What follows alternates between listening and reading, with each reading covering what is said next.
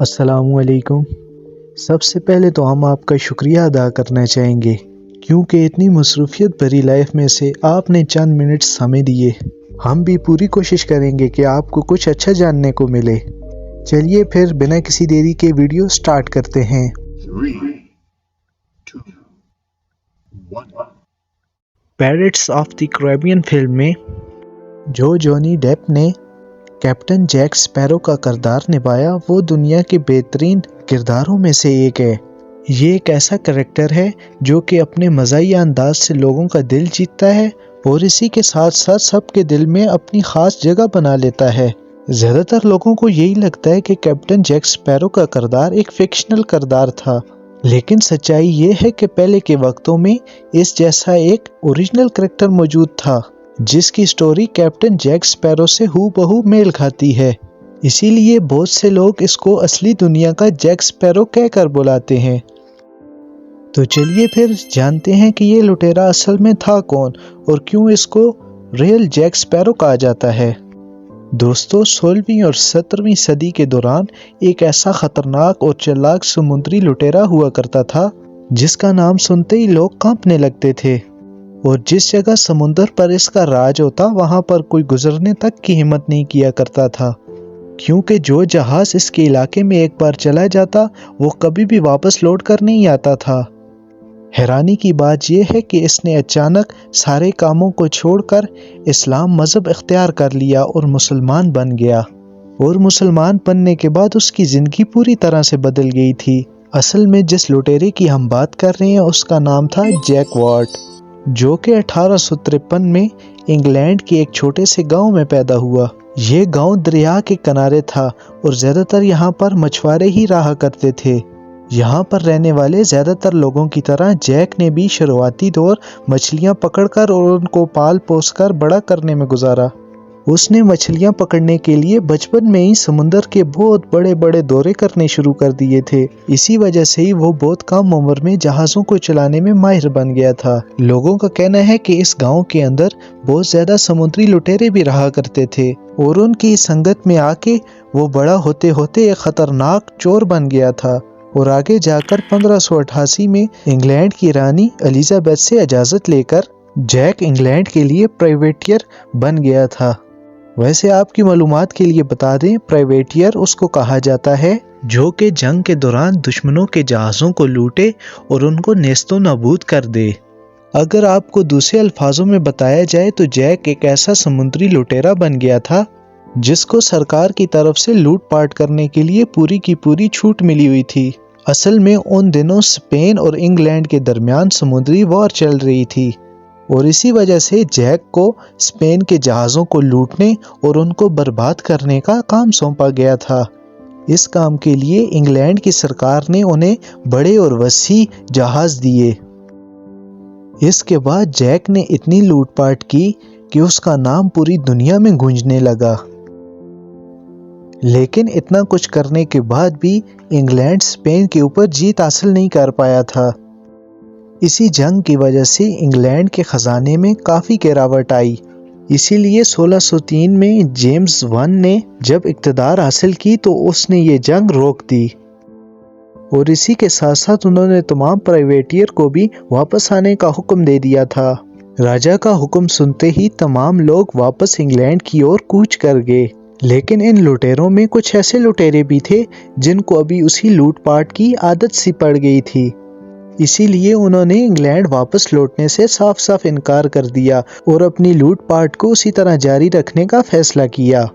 England کا کہنا نہ ماننے کی صورت میں انگلینڈ کی نظر میں یہ سب چور بن گئے تھے، جس میں کیپٹن جیک اور ان کے کافی سارے ساتھی بھی شامل تھے۔ جیک پر اب سرکار کی کوئی بھی پابندی نہیں تھی، اسی لیے وہ جیسے چاہے لوٹ پاٹ کر سکتا تھا۔ سرکار کی پابندی ہٹتے ہی جیک نے اپنا ایک الگ گروپ بنایا جس میں اس نے کافی سارے لٹیروں اور ان کے جنگی جہازوں کو شامل کیا،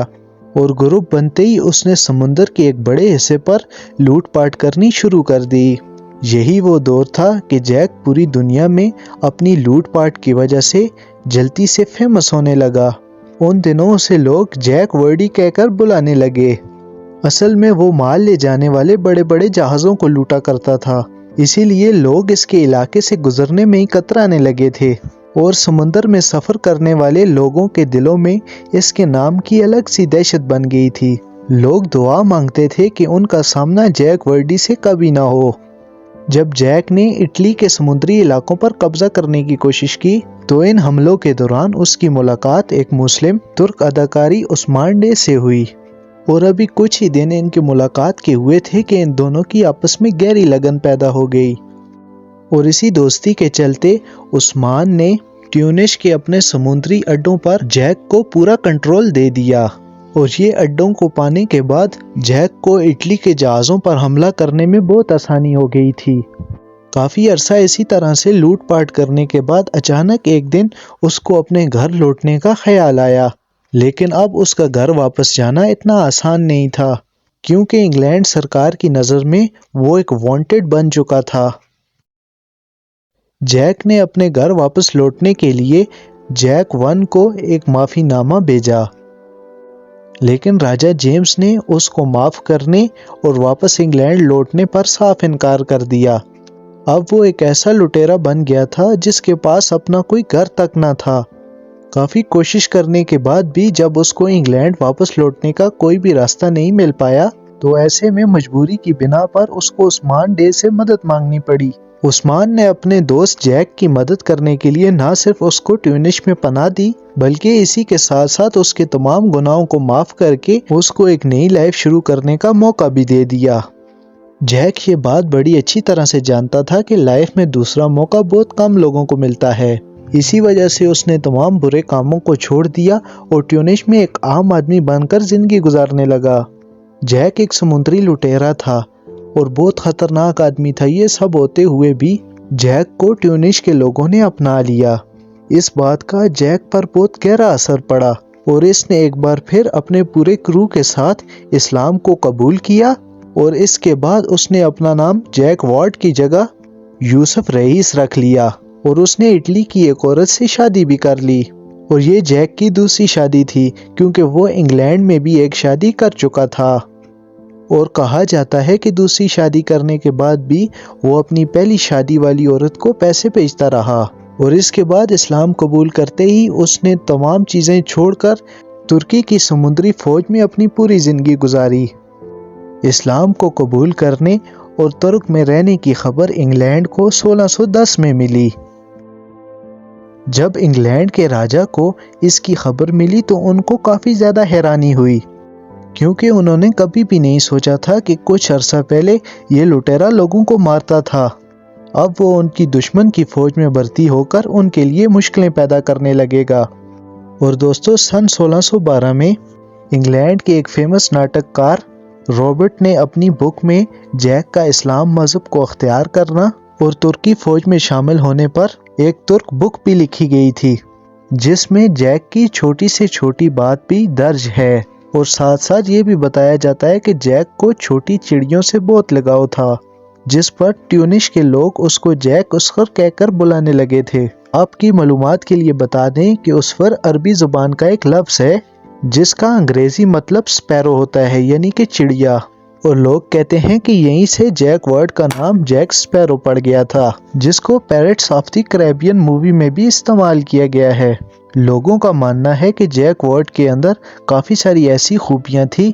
جو کہ ہمیں کیپٹن جیک سپیرو کے کریکٹر میں بھی دیکھنے کو ملتی ہیں، اسی وجہ سے بہت سے لوگ اس کریکٹر کو جیک ورڈ سے جوڑتے ہیں۔ ویسے آپ کا کیا ماننا ہے کہ یہ دونوں کریکٹر سیم ہیں؟ اور اپنا جواب ہمیں کمنٹس کر کے لازمی بتائیں۔ آج کی ویڈیو میں بس اتنا ہی، امید ہے کہ آپ کو یہ ویڈیو پسند آئی ہوگی، تو کائنڈلی چینل کو سبسکرائب اور ویڈیوز کو لائک لازمی کریں۔ ملتے ہیں نیکسٹ ویڈیو میں۔